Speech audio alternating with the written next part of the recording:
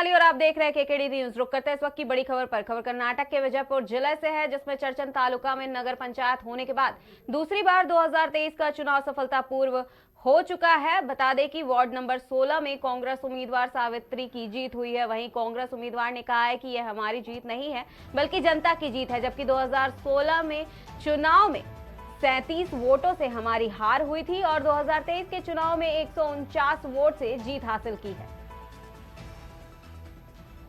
Total ಮತದಾನ 663 ಆಗಿದ್ದು ಅದರಲ್ಲಿ 405 ಕಾಂಗ್ರೆಸ್ ಅಭ್ಯರ್ಥಿ ಮತ ಗಳಿಸಿ 147 ಮತಗಳಿಂದ ಜಯಬೇರಿ ಗೆಲುವು ಸಾಧಿಸಿದ್ದಾರೆ. ಡೊಳ್ಳಿ ಸಾವಿತ್ರಿ ಡಿಕಣ್ಣ. ಮತ್ತೀಗ ಯಾವ ತರನಾಗಿ ಕಳೆದ ಬಾರಿ ಏನು ನಿಂತಿದ್ರ?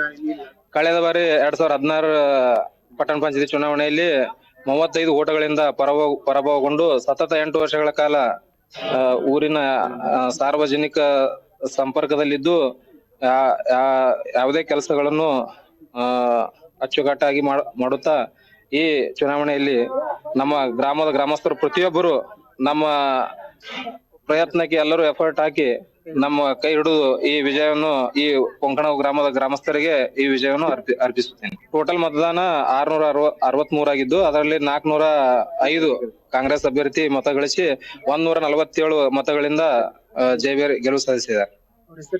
ಡೊಳ್ಳಿ ಸಾವಿತ್ರಿ ಡಿಕಣ್ಣ. ಮತ್ತೀಗ ಯಾವ ತರನಾಗಿ ಕಳೆದ ಬಾರಿ ಏನು ನಿಂತಿದ್ರ? ಕಳೆದ ಬಾರಿ 2016 ಪಟ್ಟಣ ಪಂಚಾಯತಿ ಚುನಾವಣೆಯಲ್ಲಿ 35 ಓಟಗಳಿಂದ ಪರಾಭವಗೊಂಡು ಸತತ 8 ವರ್ಷಗಳ ಕಾಲ ಊರಿನ ಸಾರ್ವಜನಿಕ ಸಂಪರ್ಕದಲ್ಲಿದ್ದು ಯಾವುದೇ ಕೆಲಸಗಳನ್ನು ಅಚ್ಚುಕಟ್ಟಾಗಿ ಮಾಡುತ್ತಾ ಈ ಚುನಾವಣೆಯಲ್ಲಿ ನಮ್ಮ ಗ್ರಾಮದ ಗ್ರಾಮಸ್ಥರು ಪ್ರತಿಯೊಬ್ಬರು ನಮ್ಮ ಪ್ರಯತ್ನಕ್ಕೆ ಎಲ್ಲರೂ ಎಫರ್ಟ್ ಹಾಕಿ ನಮ್ಮ ಕೈ ಹಿಡಿದು ಈ ವಿಜಯವನ್ನು ಈ ಕೊಂಕಣ ಗ್ರಾಮದ ಗ್ರಾಮಸ್ಥರಿಗೆ ಈ ವಿಜಯವನ್ನು ಅರ್ಪಿಸುತ್ತೇನೆ. ಟೋಟಲ್ ಮತದಾನ 660